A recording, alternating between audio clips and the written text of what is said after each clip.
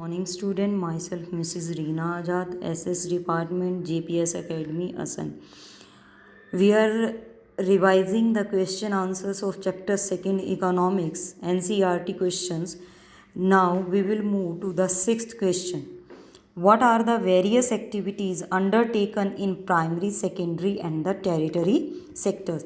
कि primary, secondary और territory sectors में कौन कौन सी अलग अलग एक्टिविटीज़ इन्वॉल्व होती हैं. Move to the answer. Primary activities, all the activities that are associated directly with land and water. वो कह रहा है कि प्राइमरी एक्टिविटीज़ कौन सी हैं? वो सारी एक्टिविटीज़ जो डायरेक्टली किससे इन्वॉल्व होती हैं?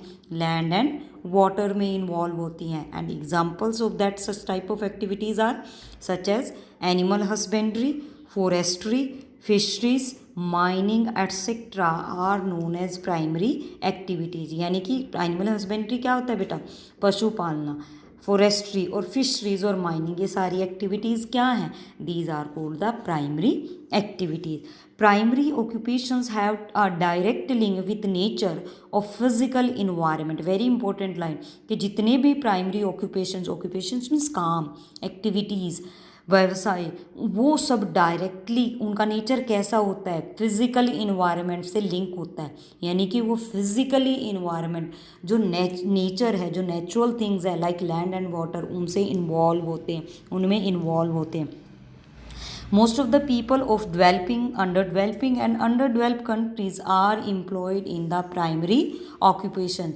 ज़्यादातर जो पीपल हैं डेवलपिंग, जो विकास कर चुकी हैं कंट्रियाँ, अंडर डेवलपिंग जो विकास कर रही हैं, अंडर डेवलप जो अभी विकसित नहीं हैं. 3 तरह की कंट्रीज होती हैं, जो विकसित, विकासशील और अविकसित. तो developing, under developing and under develop, ये सारी की सारी कंट्रीज़ जो हैं वहाँ पे people are employed in primary occupations. यानी कि हर जगह पे, चाहे देश अमीर हो, गरीब हो या विकासशील हो, हर जगह पे लोग जो हैं वो प्राइमरी ऑक्यूपेशंस में इन्वॉल्व होते हैं. Now we will move to the second point of the answer. Secondary activities, these are those activities in which people are engaged in manufacturing process. Very important, ये वो एक्टिविटीज़ हैं जिसमें लोग किसमें, कैसी एक्टिविटीज़ में इन्वॉल्व होते हैं? Manufacturing process. यानी कि इसमें मैन्युफैक्चर, बनाना, कोई ना कोई चीज़, कोई ना कोई प्रोडक्ट प्रिपेयर करने की जो प्रोसेस होती है वो सेकेंडरी एक्टिविटीज़ में होती है. In the secondary activities primary goods are use to produce some other commodities, facilities, product manually और बाय मशीन्स. वो कहता है कि सेकेंडरी एक्टिविटीज़ में जो प्राइमरी गुड्स हैं, जो हमें प्राइमरी एक्टिविटीज़ से मिले हैं, उनको हम यूज करते हुए दूसरी कमोडिटीज़, दूसरी चीज़ें, दूसरे प्रोडक्ट्स जो हैं प्रिपेयर करते हैं मैनुअली. वो इंसान भी बना सकते हैं और बाय मशीन, और इंसान मशीनों का यूज़ करके भी उनको बना सकते हैं. Example, production of bread from wheat. Wheat क्या है? वीट इज़ प्राइमरी प्रोडक्ट जो हमें प्राइमरी एक्टिविटीज़ से मिला है. एंड ब्रेड क्या है? Bread is the secondary activities because we produce bread with the help of wheat, with the help of wheat flour, a car from steel, a book from paper, etc. Okay, now we will move to the third point of the answer. Territory activities, these are those activities which provide services to primary and secondary activities. These services increase efficiency of workers of primary and secondary sectors. ये वो activities हैं बेटा जो क्या करती हैं? Primary और secondary activities को सर्विसेज प्रोवाइड करती हैं. और वो क्या करती हैं? एफिशिएंसी ऑफ द वर्कर्स, चाहे वो प्राइमरी सेक्टर में हो चाहे वो सेकेंडरी सेक्टर में हो, सारे वर्कर्स की एफिशिएंसी मीन्स स्किल, निपुणता, उनका काम करने की जो पावर है उसको इंक्रीज़ करती है.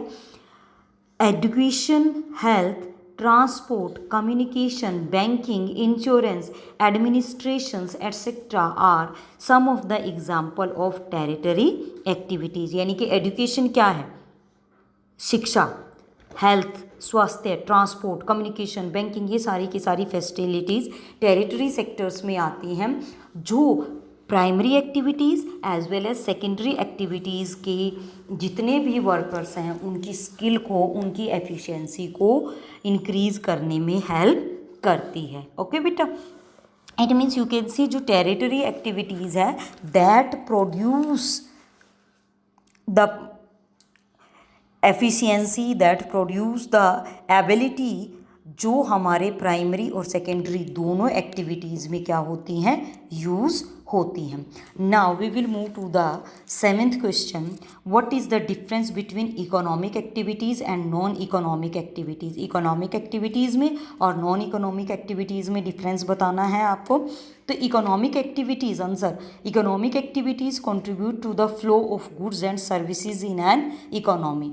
यानी कि इकोनॉमिक एक्टिविटीज़ वो एक्टिविटीज़ हैं जिनकी वजह से गुड्स एंड सर्विसेज जो प्रोड्यूस होती हैं वो इकोनॉमिकली जो है प्रोडक्शन को इंक्रीज़ करती हैं, और नॉन इकोनॉमिक एक्टिविटीज़ जो हैं वो गुड्स एंड सर्विसेज के फ्लो में कंट्रीब्यूट नहीं करती हैं। If there is an increase in production activities, that means economy is progressing. अगर किसी भी प्रोडक्शन एक्टिविटीज़ में कोई भी प्रोडक्शन इंक्रीज़ होती है तो समझ लीजिए कि इकोनॉमी भी प्रोग्रेस कर रही है। Increase in non economic activities is not an indicator of the progress of the economy.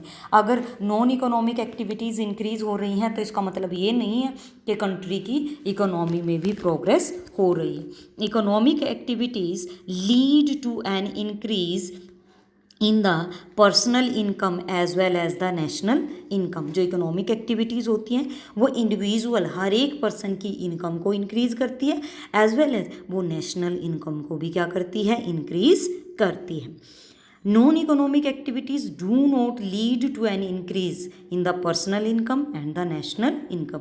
उसका नेशनल इनकम पे या पर्सनल इनकम पे कोई भी असर नहीं पड़ता है। तो मीन्स क्या हुआ क्वेश्चन का, अगर हम समरी फॉर्म में करें, इकोनॉमिक एक्टिविटी जिससे कंट्री को, इंडिविजुअल को इकोनॉमिक लेवल पे यानी कि उनकी इकोनॉमिक ग्रोथ होती है वो इकोनॉमिक एक्टिविटीज़ की वजह से होती है। नॉन इकोनॉमिक एक्टिविटीज़ से उनकी ग्रोथ पे कोई भी असर, इकोनॉमिक ग्रोथ पे कोई भी असर नहीं पड़ता है।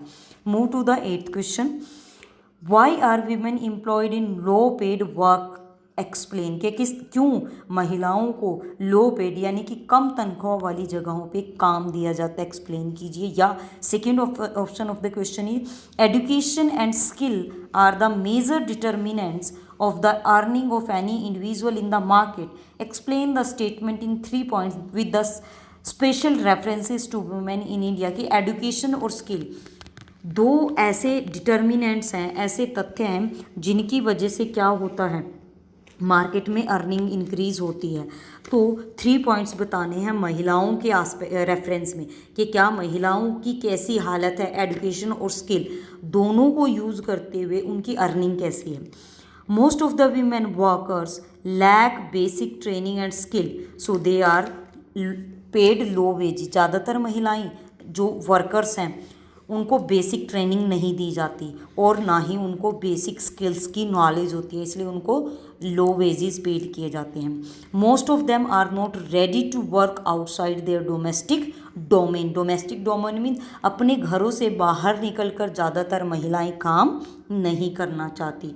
Various activities relating to legal protection of women are very few. महिलाओं से रिलेटेड जितनी भी एक्टिविटीज़ हैं उनमें लीगल प्रोटेक्शन नहीं है, कानूनी रूप से उनको प्रोटेक्शन नहीं मिलती या मिलती है तो वो बहुत कम होती है, इसलिए महिलाएं जो हैं वो बाहर नहीं जाती बल्कि घरों में ही रहती हैं। Literacy level among women is very low.